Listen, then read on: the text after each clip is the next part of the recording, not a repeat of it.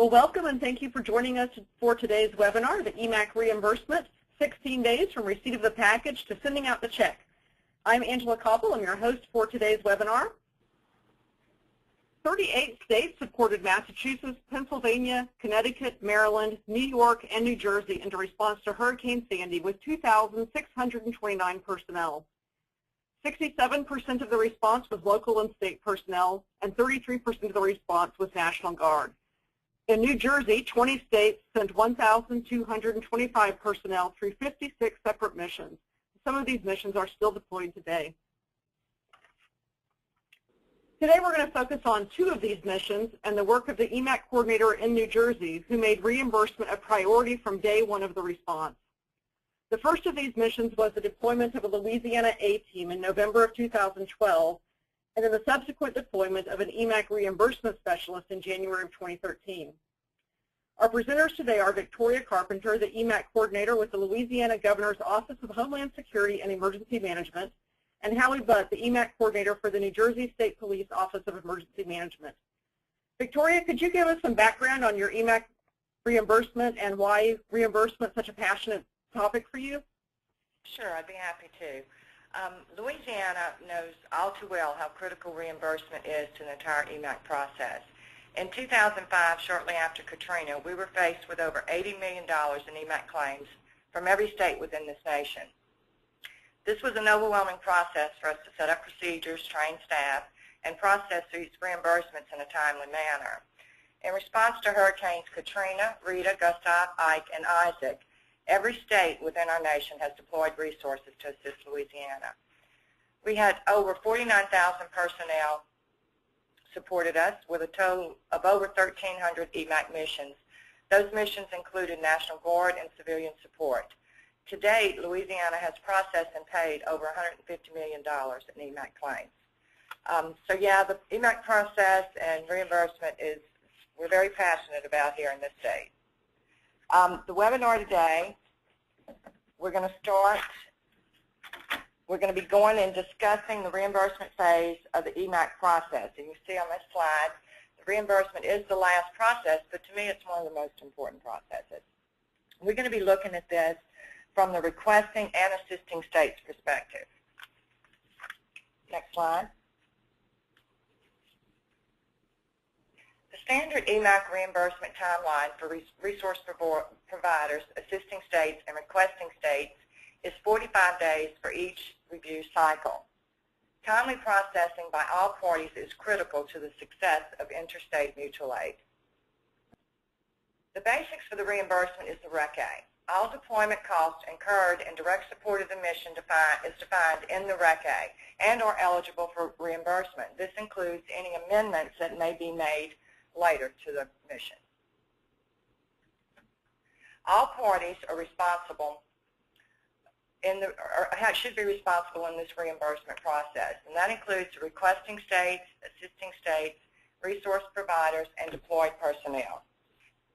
All EMAC member states have agreed to follow the EMAC reimbursement guidance found in Sections 3 of the EMAC Operations Manual. This includes the guidelines on timelines, as we mentioned in the previous slides. Requesting states may be eligible for public assistance funds provided under the Stafford Act. Eligible costs are specified in the FEMA Recovery Policy 9523.6. Regardless of eligibility for receiving public assistance, the requesting state is obligated to pay the assisting states.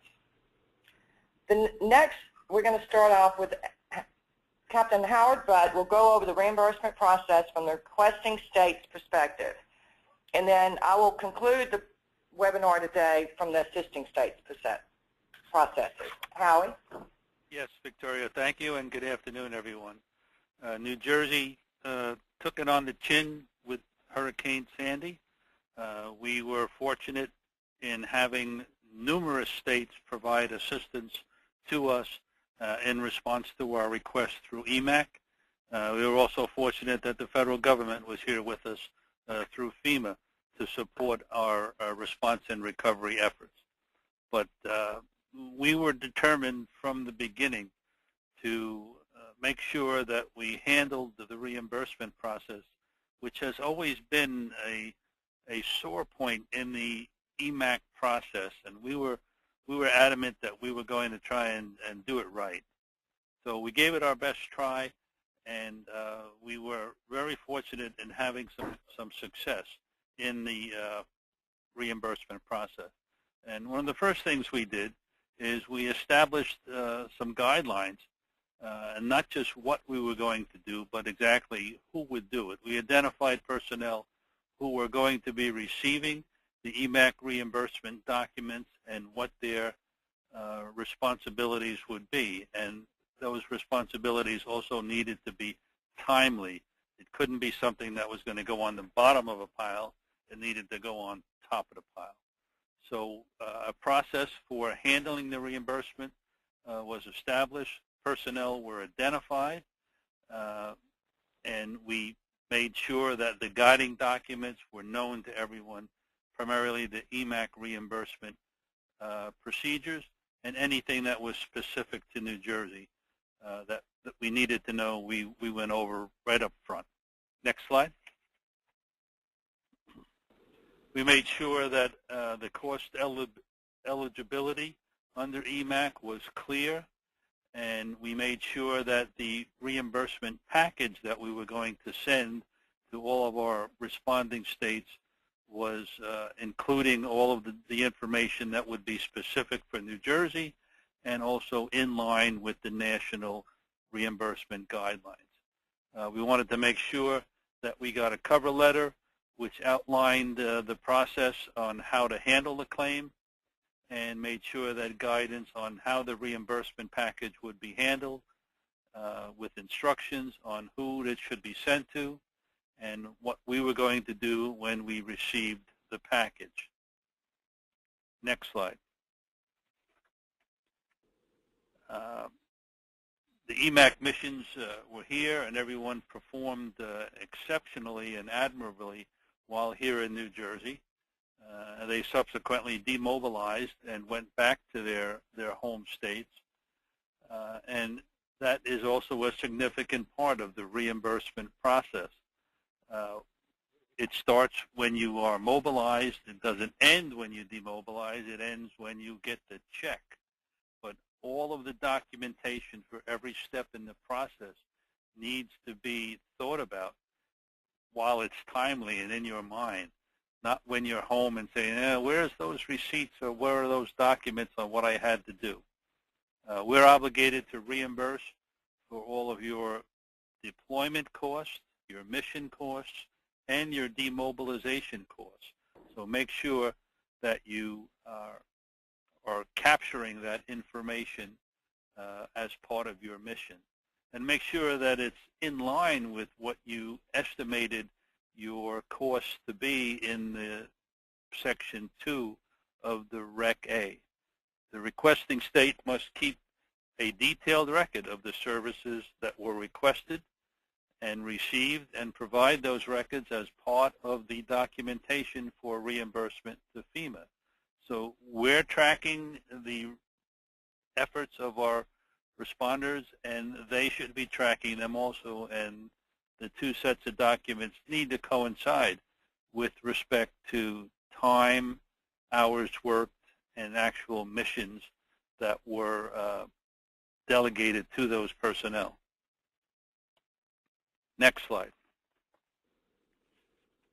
One of the things we did that really helped us expedite the processing of our reimbursement is we did not wait till all of the missions were over and all of the receipts and bills were here. The EMAC process and the Rec A document is a very, very comprehensive estimate of the projected expenses that the mission will incur. And that document was acceptable for the purposes of submitting to FEMA one large, massive project worksheet that identified all of our EMAC missions and estimated all of their costs through the Rec A process and system that we had. Now, Victoria came up specifically from Louisiana at New Jersey's request to assist us in putting together a reimbursement package to FEMA so that we could recover right away or as quickly as possible all of the funds that New Jersey would be entitled to. Most of the missions are reimbursable to the state at 75% of cost, but some of those missions are reimbursable at 100%. Now, since the Rec A is only an estimate, we decided to add in a cost overrun of 10% of the projected mission costs and add that into the amount that we were requesting from FEMA right up front. We also included in that document the projected administrative costs of handling the reimbursement process with some projected salary expenses from the personnel that would be handling that part of the process. All allowable expenses under FEMA guidelines, and all summarized and cataloged right up front while the missions were still just about completed. We submitted that document to FEMA, and we worked the creation of that document, Victoria and I, with our FEMA counterparts here in New Jersey, and the end result was the document was accepted fully by FEMA, and New Jersey has already received all of the federal dollars that we would be entitled to under the reimbursement process. Now, it's only an estimate, and it's our best estimate of what our expenses will be with a cost overrun there. We will itemize and be specific on every one of those component missions when we submit for the final bill. But we have all of those dollars available to New Jersey, and that's helping us tremendously in navigating the reimbursement system and working with our fiscal partners in securing state dollars to reimburse our missions, which is the state's responsibility. We then get reimbursed from the federal government. Those reimbursement dollars are already here waiting to support us. Next slide. We got to keep the EMAC operating system information current so that everyone, all of our state partners and responding states can track where our missions are. Every time that I have received an EMAC reimbursement packet, I have contacted the assisting state to acknowledge that it's been received, and I did a cursory review and made sure that if there were any things that were obviously missing or needed to be included, that we were requesting them right up front. For example, the New Jersey fiscal process requires a New Jersey-specific W-9 form, not the standard federal W-9 form. So I made sure that that was either included in the documents that were received, or the requesting and responding states knew that that document was necessary.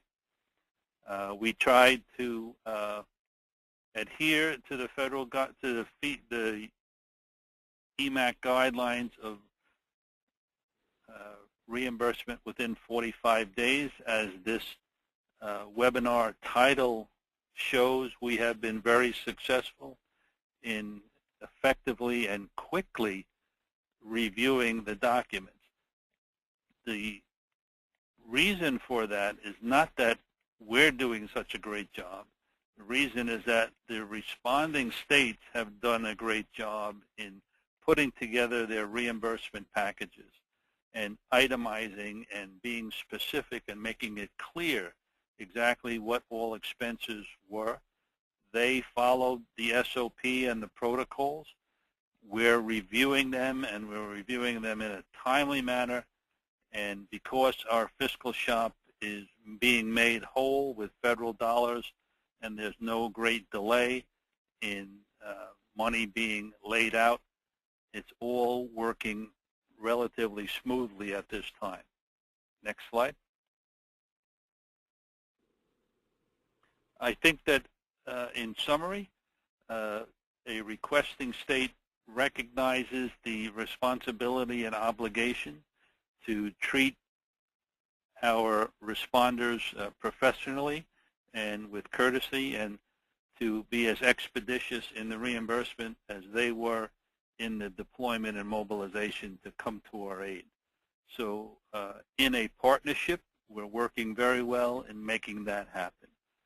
Victoria, I think I need to turn it back over to you to discuss a little bit more about how an assisting state works into the reimbursement process. Thank you, Howie. Again, the assisting state has as much responsibility as the requesting state when it comes to reimbursement. The assisting state should establish internal reimbursement guidelines for the deployed personnel that standardizes the reimbursement claim process and clarifies cost eligibility under the EMAC guidelines. A lot of this I'll be going over is kind of the same when you're looking at the requesting side, but there are some things you should do differently. Along with your internal procedures and guidelines for how to process your claims, again, as an assisting state, you should identify someone within your agency who will be responsible for reviewing and resolving these issues and working closely with those deployed personnel. Next slide. The assisting state and resource provider is responsible for auditing those travel vouchers, reimbursing their deployed personnel for their travel expenses, and paying other eligible costs incurred in connection with the EMAC deployments. We work very closely here in our state with our resource providers that deploy to assist other states. The claim packets are reviewed to ensure that they are complete and accurate prior to us sending them to the state that we supported. That in itself will cut down on time and kickbacks and any issues that the requesting state may have when they get their packets.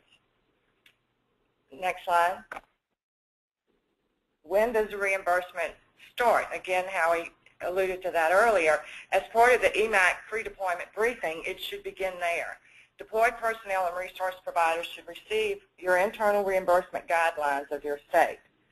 If they're on the road and already on their way to their mission, then you've missed that opportunity to give everything to them up front on what's required and what you're asking from them when they return home. Next slide.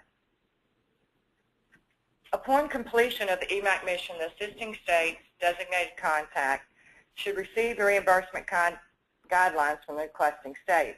And that, Howie did a great job. We, when our resource providers came back home, we immediately got a packet from New Jersey that was telling us in detail to what he required and what documentations we needed to send.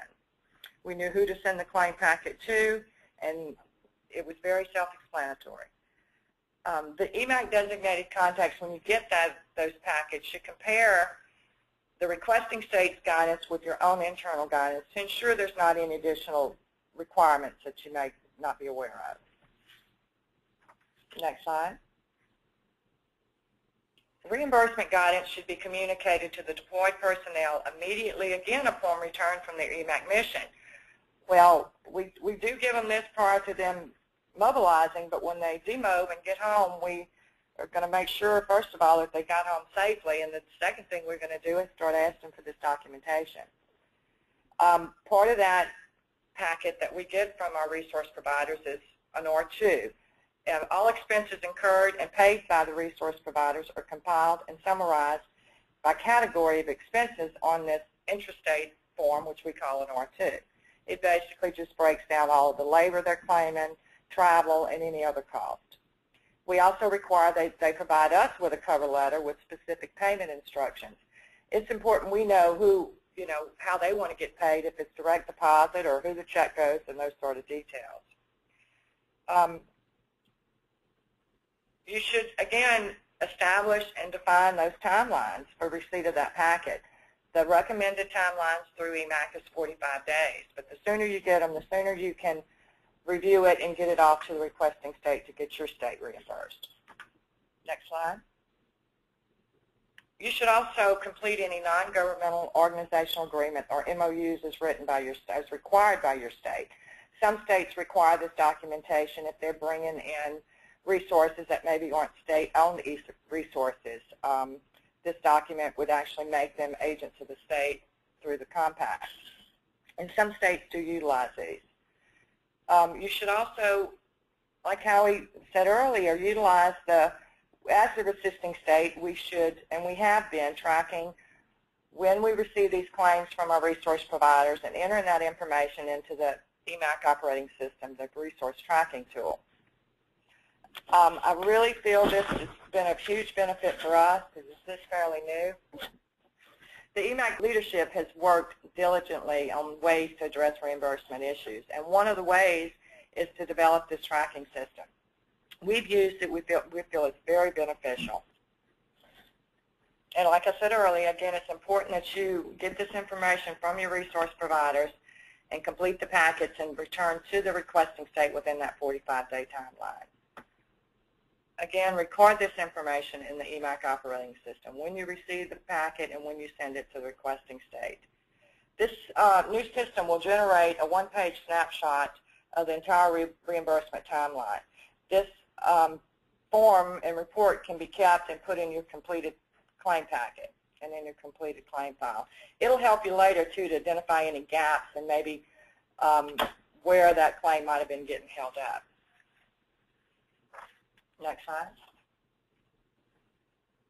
The EMAC reimbursement package, your complete package, when you turn it in, this is just a few of the main items. You should have a completed R1, which again summarizes all the totals for the interstate response, and then any completed R2s.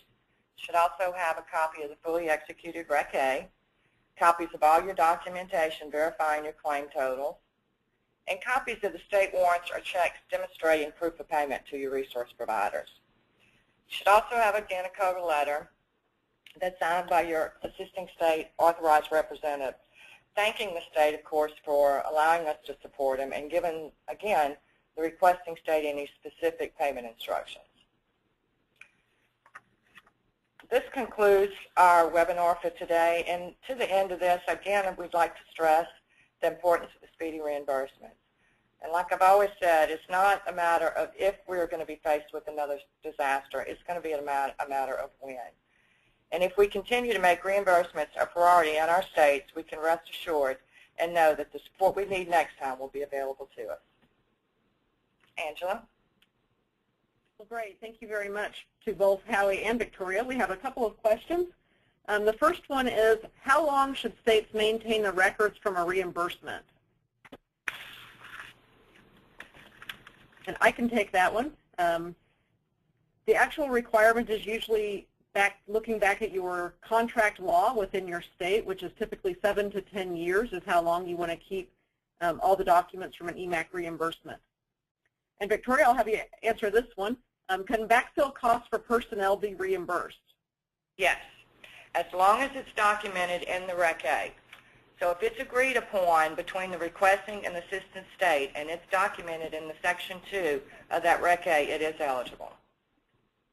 Okay. And Howie, I'll go over to you. Did you document and receive reimbursement for direct administrative costs in your EMAC project worksheet?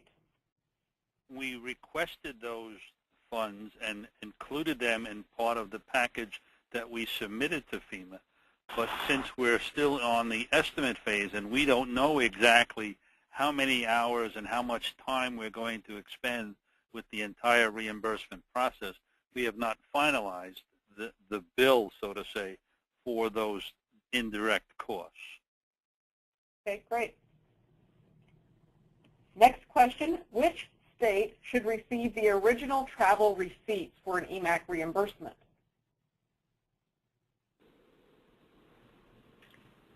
Well, generally, here in Louisiana, we usually will forward the original receipts to the requesting state if we're an assisting state. Reason being, a lot of times when you copy, you may have trouble reading some of it.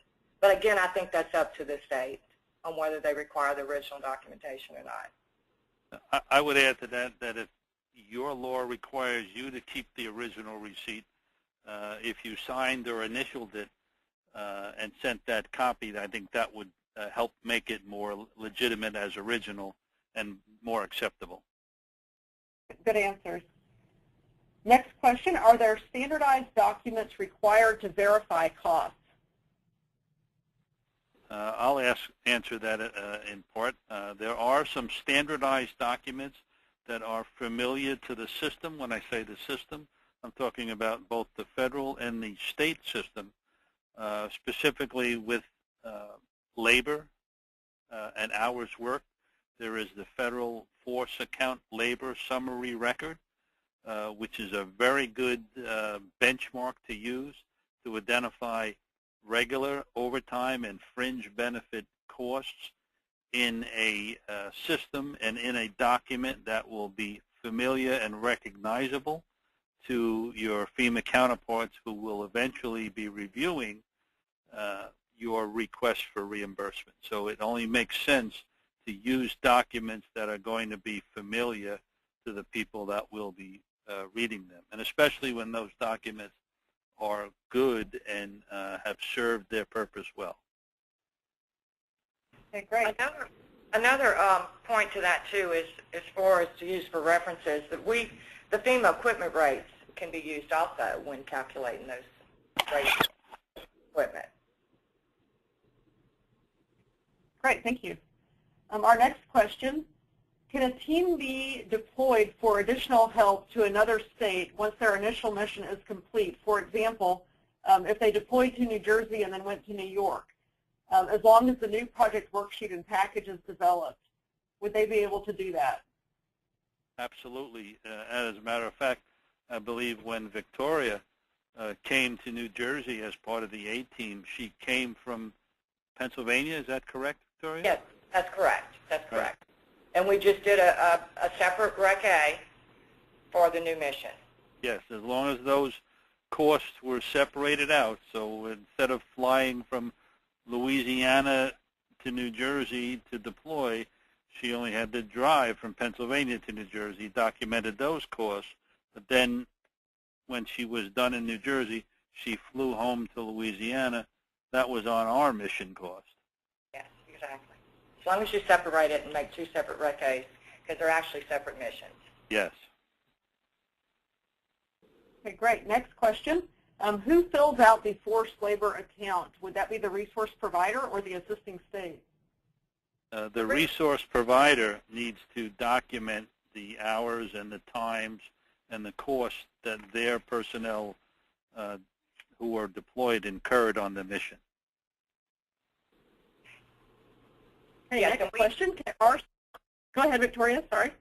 And we have, as far as here in Louisiana, we actually give our resource providers guidelines on, and part of that documentation is the summary form. So they're aware that those need to be completed when they turn in their packet. Okay, great. Next question is, can our state be reimbursed for equipment purchased to complete a mission? For example, if chainsaws are needed to remove debris from a roadway once we get to a work site, could we be reimbursed for those chainsaws? Normally when the equipment is purchased, it should belong to the requesting state. If the requesting state purchased that equipment. Howard, you want to add to that? Yeah, I would say that the answer is possibly and maybe, and it would depend on specifically what you were buying and what it was being used for and for how long. So Right. With your example on a chainsaw, if you used it for 2 days, for example, the requesting state might want to say just leave that behind when you go. But if you were here for 3 weeks and using that chainsaw in heavy-duty work conditions, it's probably better that you take it home with you anyway. And again, it would depend on whether or not that equipment was damaged, because replacement items are covered under the. So if they're damaged while you're on that mission, they could be replaced. Right, and again, I would caution that if they're out in the middle of the field and they need equipment that they didn't bring with them, it would require an amendment to that Rec A, which they may need to get approved before they purchase that equipment. Correct. Our next question is, can administrative costs be claimed for formulating the reimbursement claim by the assisting state? Administrative costs are generally not eligible under EMAC because the way we've looked at it, You don't want to keep adding in every phase of this process admin costs being added. If, again, admin costs are going to be billed, it should be agreed upon in that Rec A prior to. And that, again, should be agreed upon by the requesting and assisting state. Yeah, I would add to that that the general rule has been that the deploying states' costs are incurred when they're out of their home state. So people who are left back at home and are coordinating the mission from at home generally are not eligible to be reimbursed. However, if you're sending a rather large contingent as part of your deployment, it might be a sound practice to send with that group an administrator or a fiscal person right up front who will be specifically in charge of compiling the receipts and documenting the mission while it's in progress. And that will be part of the deployment, part of the Rec A, and agreed to by the requesting and receiving states. So under those circumstances, it would clearly be an eligible cost. This sounds like a lead-in question, but it isn't. If a team has to travel across several states and they are on per diem, which per diem cost do they have to use? And it's going to be based on your state's travel policies. In our state, we use whatever per diem is allowed for that part of that state that we're in, whatever state we're in. And again, it's going to be based on what your in-state travel policy states you claim. So you need to look at whatever your in-state travel policies are and read what they require you to do. Excellent. Our next question, usually there is an attempt to deploy a team for only 2 weeks deployment at a time. Is that a standard across the country, or can that be extended if needed, or is it dependent on the own assisting state guidelines? I would think it depends upon the need in the requesting state and what the resource is. It has to be assumed right up front too that it's a burden to people to be away from home for extended periods of time. However, some missions that we've had here in New Jersey have been for a 30-day deployment, and those missions are clearly made known right up front, so the responding personnel knew how long they would be here.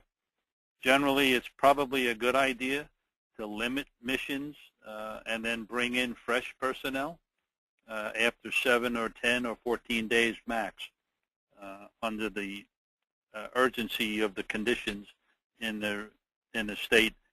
It's a difficult job. It's not easy working in a disaster-stricken area. Great. Next question, is Reindeer purchased during the mission reimbursable if it's taken back home to the assisting state? I would think that the general rule is that when the conditions are made known to the requesting state and they're requested to come capable and equipped to perform the mission, that should be part of their standard package of what they have with them in the first place, and perhaps not a reimbursable item. Thank you. Our next question, I've heard about a 10% overage rule to determine if an amendment is required for a Rec A. Is that a requirement by EMAC, or is that just a general guideline? That basically is just a general guideline from our standpoint here. Again, anytime you have a change in that mission cost, you should, it doesn't take long to do an amendment, and it's, a little bit of paperwork, and it's beneficial to the assisting and requesting state to do that amendment, as long as anytime that cost is going to change. Excellent. Those are all of the questions that we have. Again, I want to thank Victoria and Howie for providing this webinar for us today. I think it was a really good look at the reimbursement process. And Howie, I want to ask you one more question. Sure. I know that when we titled this webinar, we called it 16 days, but you tell me you beat your record. We've actually processed one reimbursement package in 12 days. So we probably have to change That's the date, excellent. the day of this, the title of this webinar. So the new bar is set. 12 we days have 12 is the days new now. benchmark, right? Well, I want to thank everyone again for joining us today for this webinar.